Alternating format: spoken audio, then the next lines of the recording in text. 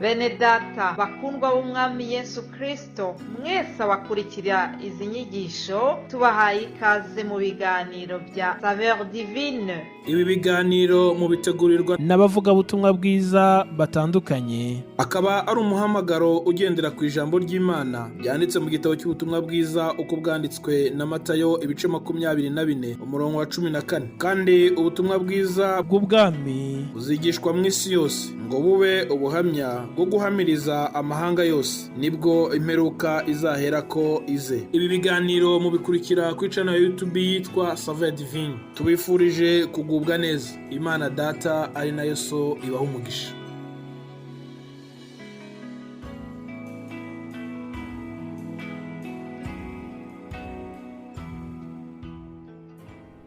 Amahoro bakundwa bene data, ndabasuhuje mu izina rya Yesu. Ndashima Imana cyane ikitubeshejeho, ituremeye umunsi mwiza w'umugisha, ikabiduteye iteka ryo kongera kuganira. Imana ibaha umugisha mwebwe mwese abakurikirana iki kiganiro umunsi ku wundi. Imana ibaha umugisha abagisengera, bakunda kumva amagambo y'Imana. Imana ibaha umugisha, Imana ibashyigikire. Jewe uganira namwe muri iki gitondo ndi Odette Kandama, nyine muri iki kiganiro cya Saveur Divine. Tumaze icyumweru cyose tubyina insinzi, twarimo tuvuga ngo tunezerwe Yesu yaratsinze, tunezerwe Yesu yaranesheje, Yesu yatsinze urupfu, Yesu yaradupfiriye, Yesu yaratuzukiye, urwandiko ruturega yarubambye ku musaraba, turi muri Kristo ntateka tuzacirwaho, kandi ntabwo tuzahwema kubivuga no kumushima no kumushyira hejuru uko yishyizeho urubanza rwari kuzadutsinda. None ntateka tuzacirwaho, dufite ubugingo buhoraho turi muri Kristo Yesu. Mumfashe kumushima muri kino gitondo. Wowe unyumva kaba warakiriye Yesu nk'umwami n'umukiza, mufashe kumushima igikorwa yakoze ku musaraba. Icyampa buri wese wo muri twebwe abakurikirana cyangwa bumva iki kiganiro, umuntu wese agaha Yesu ubugingo bwe kugira ngo tuzabe muri bya byicaro byiza Yesu yateguye. Muri kino cyumweru rero turimo turaganira noneho ku gitabo cy'ibyakozwe n'intumwa, igice cya mbere turimo turaganira ku murongo wa 4, aho Yesu yateranije ngo abigishwa bakabateraniriza hamwe ngo abategeka kutava i Yerusalemu. Arababwira ngo ahubwo murindirire Yerusalemu ibyo data yasezeranye. Nk'ibyo turi kuganiraho n'uwo murongo wa 4. Mu nkundire jewe nsome mpereye ku murongo wa 3 w'icyo gice cya mbere cy'ibyakozwe n'intumwa ngeze ku murongo wa 14. Handitswe ngo amaze kubabazwa ababonekera ari muzima, atanga ibimenyetso byinshi, agumya kubabonekera mu minsi 40 avuga iby'ubwami bw'Imana. Wa murongo wa 4 nkugezeho.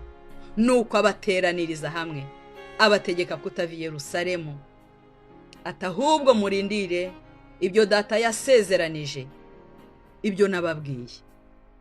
Kuko Yohana yabatirishaga amazi, ariko mwebweho mu minsi mike muzabatirishwa umwuka wera. Nuko bamaze guterana baramubaza bati, mbese mwami, iki ni cyo gihe wenda kugaruriramo ubwami mu Bisiraheli?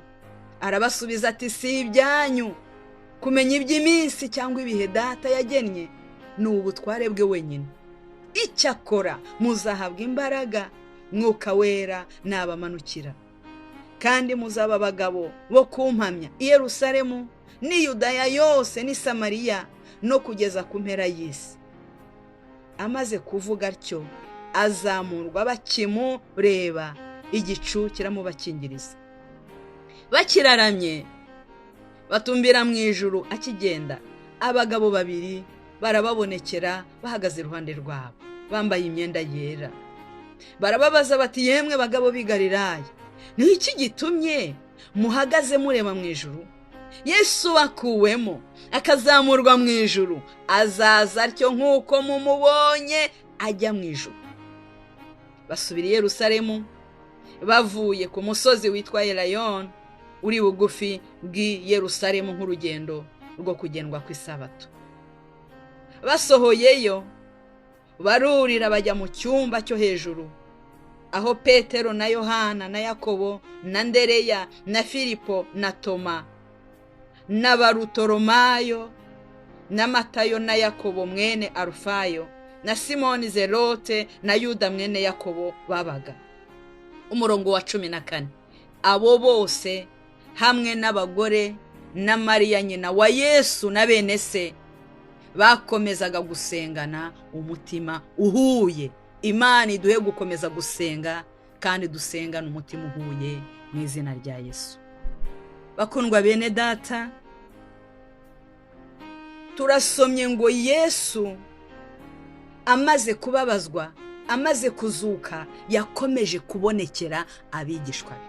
Ngo yababonekeye iminsi 40 yose. Icyantangaje n'ukuntu yababwiraga ikintu kimwe. Ikihe? Ngo yababwiraga iby'ubwami bw'Imana. Mureka dukomeze kuvuga iby'ubwami bw'Imana. Yesu ngo amaze kuzuka yegereye abigishwa be. Tubisoma mu butumwa bwiza uko bwanditswe na Luka ibice 24. Ngo abungura iby'ubwenge ngo kugira ngo basobanukirwe ibyanditswe. Ngo arababwira ibyo byanditswe byera byari bihe. Arababwira ngo kwihana no kubabarirwa ibyaha bikwiye kubwirwa amahanga yose yo mu isi. Kwihana, kubabarirwa ibyaha, ubwo nibwo butumwa, nibyo byanditswe abantu bakwiriye kuvuga, nibyo abigishwa bahuguriwe kuvuga. Yesu ngo abonekera abigishwa b'iminsi yose 40 ababwira iby'ubwami bw'Imana. Nshuti bakundwa, tuvuga iby'ubwami bw'Imana. Yesu yarapfuye, Yesu yarazutse, abamwizera ntateka tuzacirwaho. Tubwira abantu ko Yesu akejesha amaraso, igorogota haracyahari, Yesu arakejesha amaraso. Tubwira abantu ko wihanye ababarirwa ibyaha. Tubwira abantu bihane ku bwami bw'Imana buri hafi. Kuwizera Yesu ari uzahabwa ubugingo.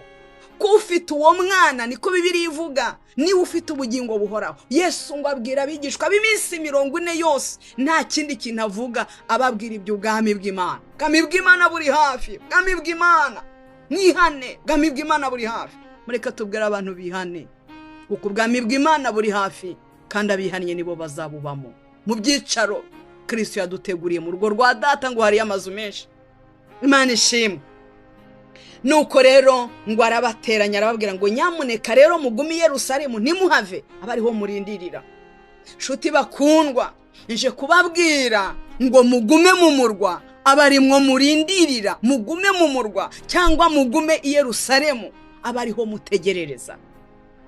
Munkundire dusoma ubutumwa bwiza bwa Yesu Kristo uko bwanditswe na Luka ibice 24 n'umurongo waho wa 49. Bice 24 by'ubutumwa bwiza uko bwanditswe na Luka murongo wa 49. Handitswe ngo kandi dore ngiye kuboherereza ibyo Data yasezeranye, ariko mugume mu murwa kugeza ubwo muzambikwa imbaraga zivuye mu ijuru. Aya ni amagambo Yesu yavuze nanone. Yatanze itegeko, arababwira ngo ndabategetse mugume mu murwa, mugume i Yerusalemu. Hariho ibyo Data yasezeranye, ariko bizahabwa nde? Uzabibona ninde? Nuwagumye mu murwa, nuwagumye i Yerusalemu, akaba ariho arindirira. I Yerusalemu nihe? Mu murwa nihe? Umunsi twihana, umunsi twakira Yesu tukamubwira ngo turakwemeye nk'umwami n'umukiza, turakwakiriye, turavuga ngo turakijijwe cyangwa twinjiye mu gakiza. Ako gakiza winjiyemo ni mu murwa, guma muri ako gakiza. Rindi ibyo kwizera, nuteshuka inzira unyuze iburyo cyangwa ibumoso, uharindirire Kristo. Tubonye ngo abigishwa bari kumwe na Yesu. Yesu ngo yarababwiye ngo mugume i Yerusalemu, abariho murindirira. Ariko ibyo Data yari yarasezeranye bagombaga kurindira wari umwuka wera. Bataramuhabwa rero bitekerereza uko bashatse. Umuntu wese utarahabwa umwuka wera atekereza uko ashaka, akora uko abyumva. Mwuka wera turamukwiriye. Akimara kubibabwira ngo bahita bamubaza ngo none se ngo iki nicyo gihe ugiye kugaruramo ubwami bwawe mu Bisiraheli? Umva ibyo bitekerereza. Udafite umwuka wera ntiyumva amagambo y'Imana. Niyo mpamvu Yesu ngo yabunguye iby'ubwenge ngo kugira ngo babisobanukirwe. Turakwiye umwuka wera kugira ngo dusobanukirwe iby'Imana idushaka. baratana bitekerereza ibindi. Ndashima Yesu ujya utugarura iyo dutanye akatugarura mu murongo. Sinzi ibyo wari utaniyemo, sinzi uko wari uri kubyumva no gutekereza ariko Imana ikugarure igusubize mu murongo. Yesu rero ahita ababwira atoya si ibyo byo gutekereza iminsi n'ibihe ni mubivemo.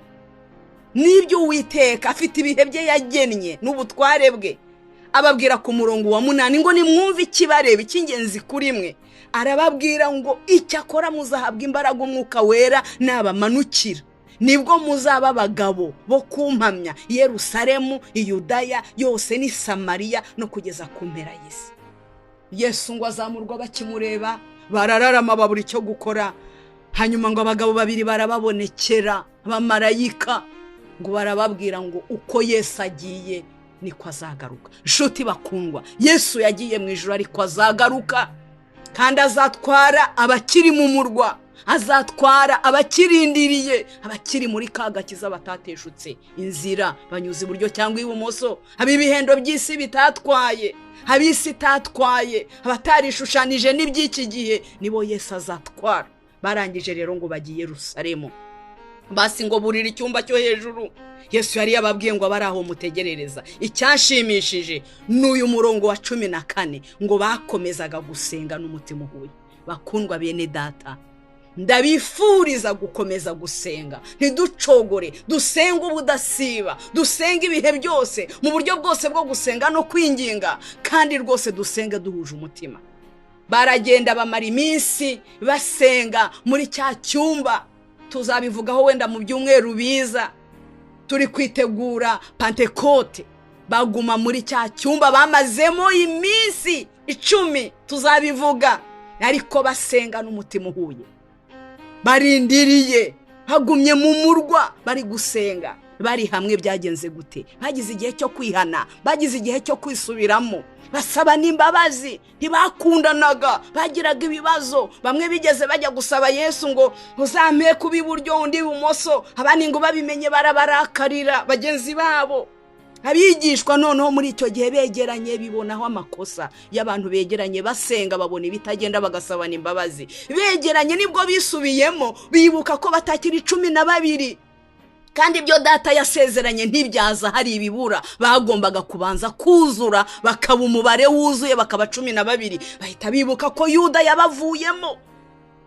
Mu gusenga, mu kuba hamwe n'umutima uhuye, Imana ibashoboza, ibahishurira gutora uzasimbura Yuda. Kuba hamwe basenga n'umutima uhuye. Imana nidushoboze kuguma hamwe, kuba hamwe, tugume mu murwa, dusenge n'umutima uhuye. Nibyo mbifuriza. Ibyo Imana yagusezeranije ni amasezerano atandukanye arahari. Hari ibyo Imana yagusezeranije ariko uzabihabwa nuguma mu murwa. Nuva mu murwa wapi?